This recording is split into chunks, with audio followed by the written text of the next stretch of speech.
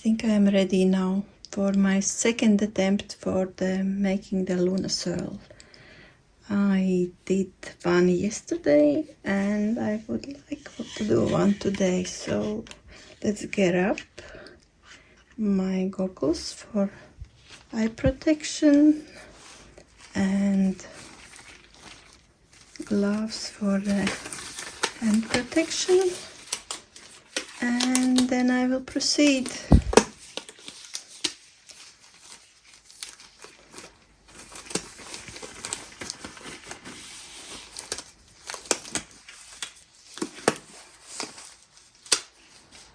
And here are all my natural colorants. This is a zinc oxide, and this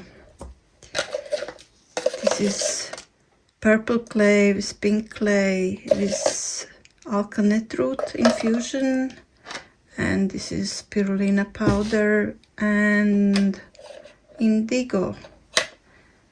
Let's see how it goes. Okie dokie. Let's add the fragrance.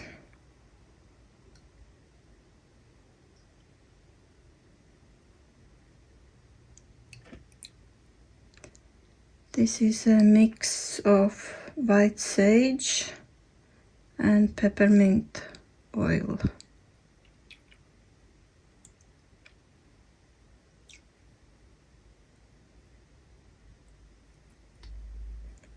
Hopefully it behaves well.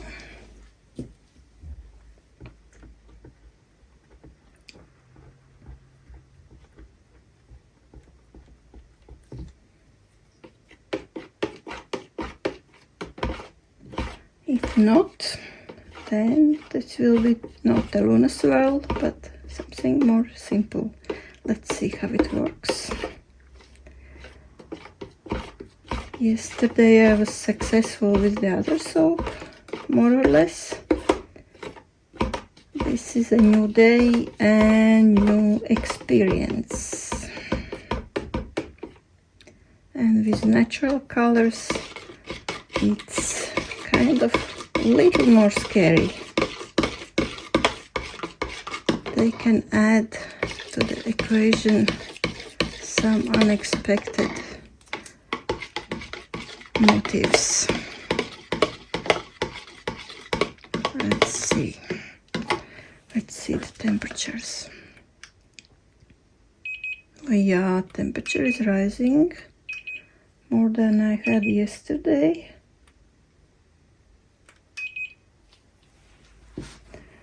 Let's see how it goes.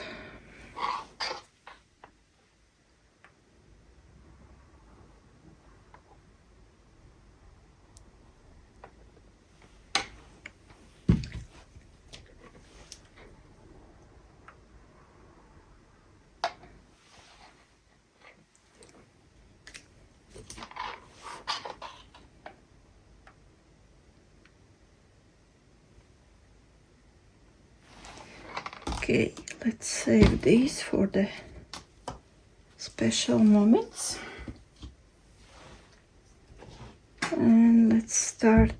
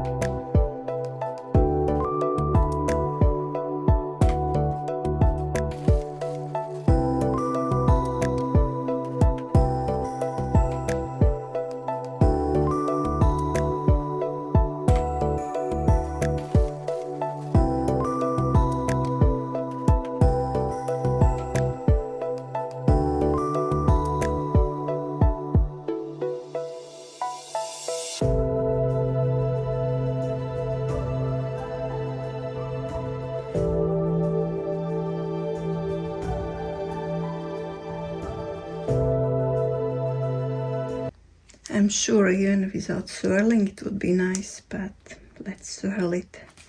And this is my funny hanger swirl tool, which I made myself.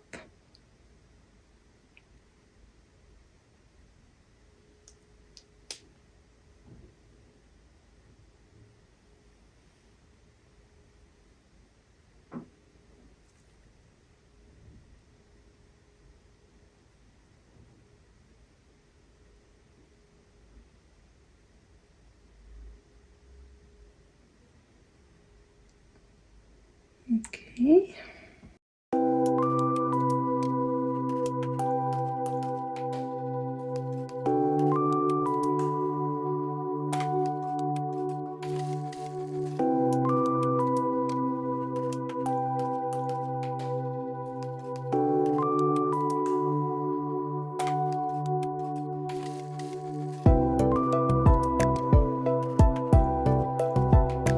Chopstick.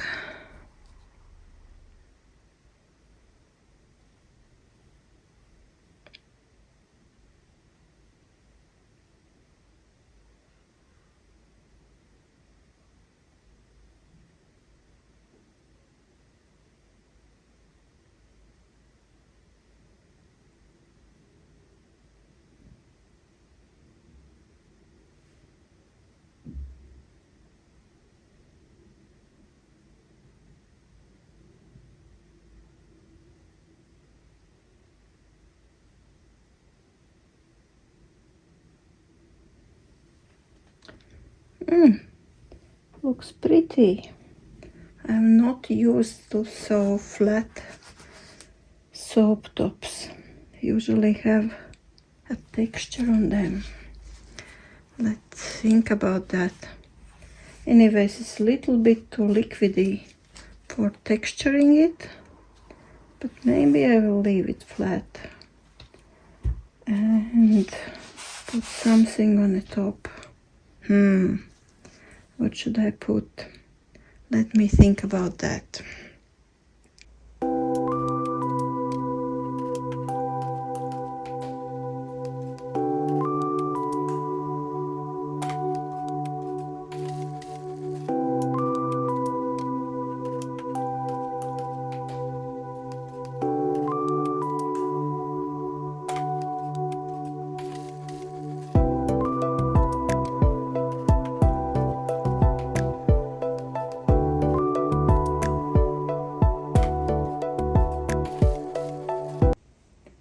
Okay, let's cut it.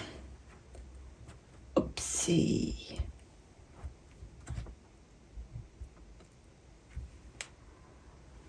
I have to say, the indigo was first to seize and get thicker, but now it's the softest thing.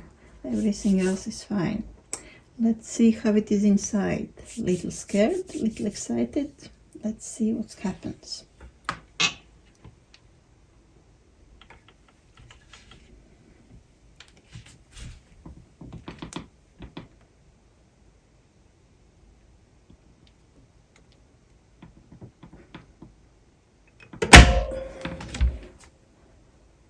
Ready? Wow, I like it. It's beautiful.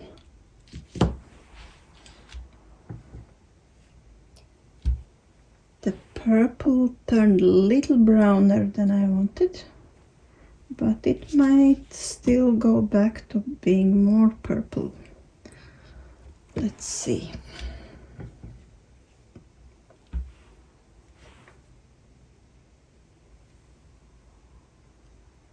And actually I turned it on its side because I don't want drag marks from these little beads, because if they are on the top and the wire catches them, it will make a bad drag mark. It's spectacular. I like it very much. It's still, you know, you see the indigo still came out a little grainy. I don't know why. I was mixing so thoroughly. Maybe I should have diluted it with the hot water.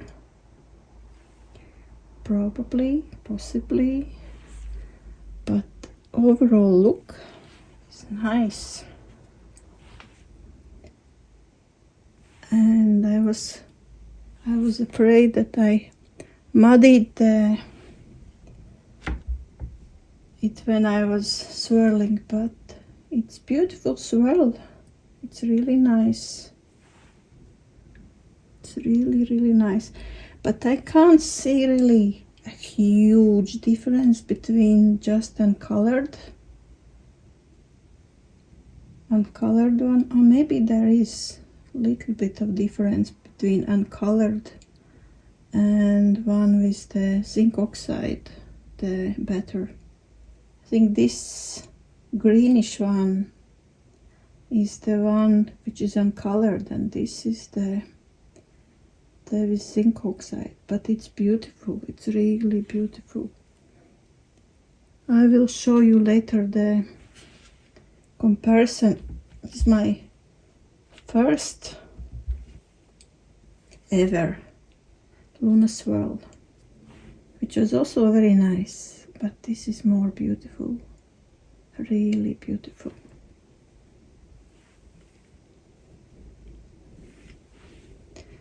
And judging from outside, I thought maybe it's too dark, but no, it's really nice.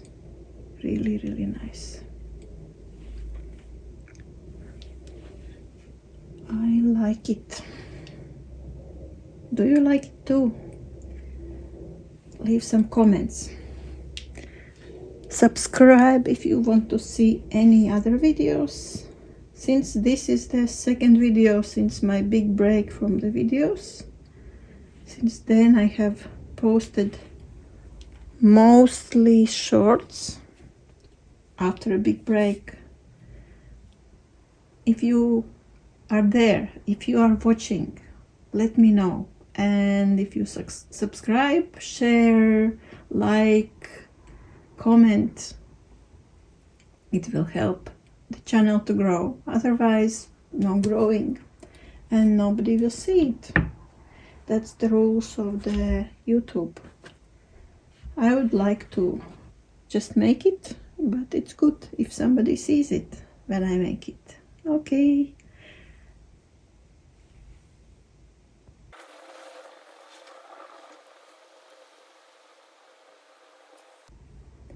And now it's time for comparison.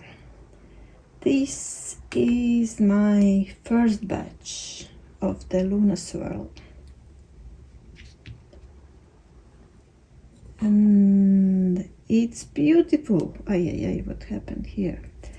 It's beautiful. I like it very much. This is my second batch of Luna swirl, and it's also beautiful.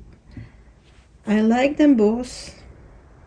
I wouldn't say that I really prefer one over the other. They are very different and have different characters and smells, and they are both nice. But if I look at the quality of the work, how it came out, how it represent themselves, I would say that second batch, this one, came out much cleaner. The picture is much cleaner on it. It's due to my little bit of experience, on maybe on the sheer luck, who knows. But I definitely quality-wise prefer this one, but otherwise I like both of them. They are very, really different characters. This one is fragranced with orange and patchouli.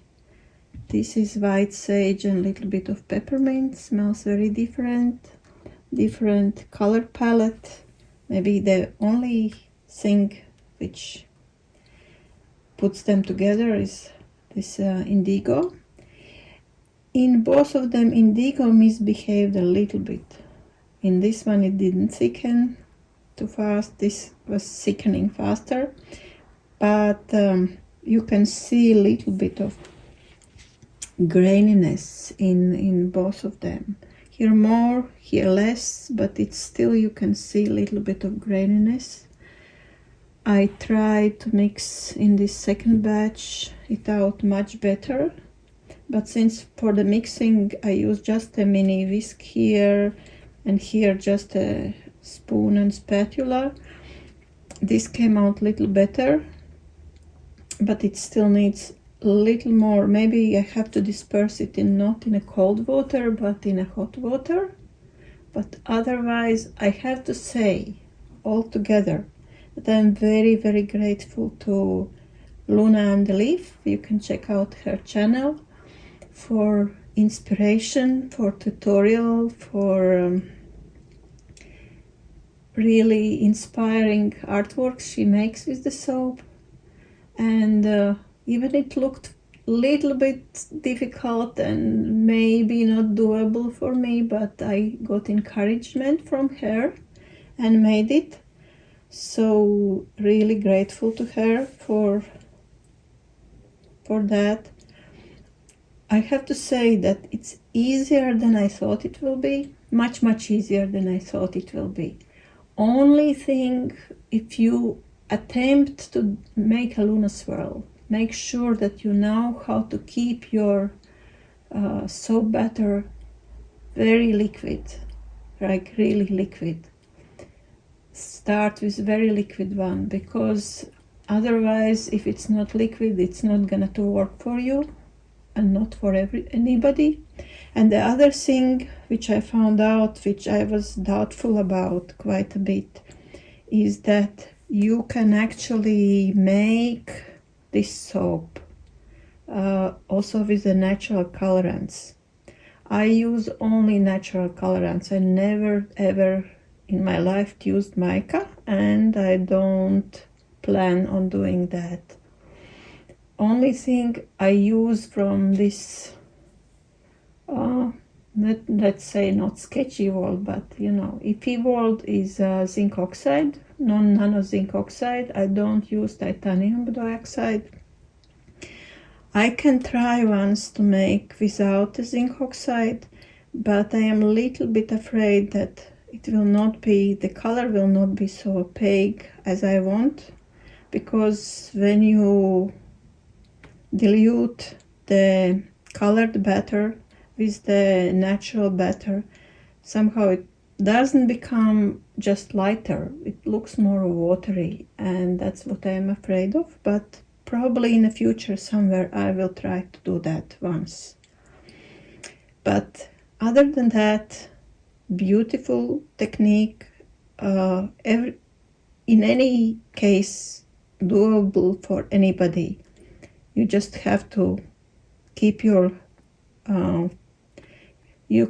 batter fluid and be precise with what you're doing, and then you will succeed. And for my batter, the secret of keeping it fluid was starting to soap very cold, like as cold as I never have done, just in a room temperature. It was 23 degrees Celsius for me, and I believe I could have even done it a little colder, but it worked for me that way. Everybody's batter is different. I know that for some people, if they do it so cold, it can make a false trace, but since I use neem oil, I don't have this problem. So good luck for everybody, and I'm happy to share. Bye for now.